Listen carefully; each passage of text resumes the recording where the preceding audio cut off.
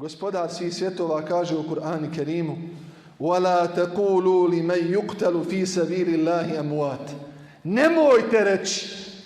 Ovo isto ko kad Allah kaže nemoj piti alkohol, nemoj se približavati bludu, nemoj biti dio korupcije, nemoj biti dio zla, nemoj biti dio onoga što je loše. Isto tako ti kaže Allah i meni i tebi.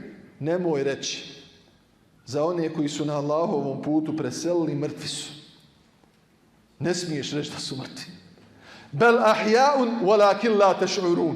Oni su živi, ali vi to ne možete osjetiti. Čula naša oči, sluh, to ne može da vidi. To može vidjeti majka kad mi priđe, kaže sanjam sina šehida prije 3 godine.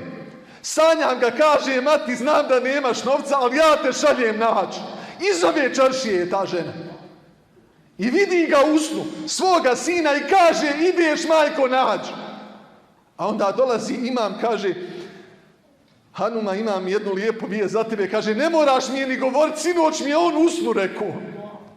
Sinoć mi je on u snu rekao da ja nađem.